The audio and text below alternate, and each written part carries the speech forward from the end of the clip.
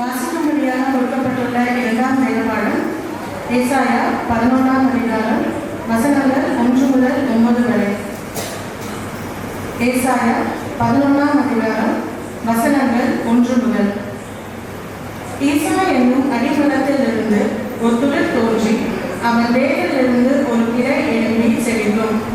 ஞானத்தையும் உணர்வையும் அருளும் ஆவியும், ஆலோசனையும் வெள்ளனையும் அருளும் ஆவியும், அறிவையும் கர்த்தருக்கு பயப்படுகிற பயத்தையும் அருளும் ஆவியும் ஆகிய கர்த்தருடைய ஆவியானவர் அவர் மேல் தங்கியிருப்பார்.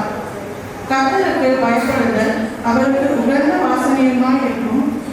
அவர் தமது கண் கண்டபடி நியாய தீர்க்காமலும் தமது காது கேட்டபடி தீர்ப்பு செய்யாமலும் நீதியின்படி ஏழைகளை நியாயம் விசாரித்து யதார்த்தத்தின்படி பூமியில் உள்ள சிறுமையானவர்களுக்கு தீர்ப்பு செய்து பூமியை தமது வாக்கின் கோளால் அடித்து தமது வாயின் சுவாசத்தால் துன்மார்க்கரை சங்கரிப்பார்.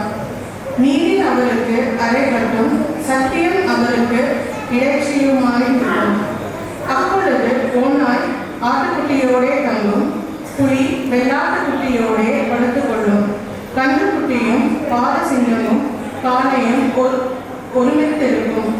ஒரு சிறு பையன் அவைகளை நடத்துவான். பசுவும் கரடியும் கூடி மேயும், அவைகளின் குட்டிகள் ஒருமித்து படுத்துக் கொள்ளும். சிங்கம் மாட்டை போல் வைக்கோல் தின்னும்.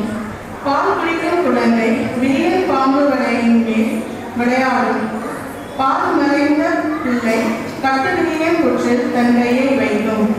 என் பரிசுத்த பர்வதம் எங்கும் தீங்கு செய்வாரும் இல்லை, கேடு செய்வாரும் இல்லை.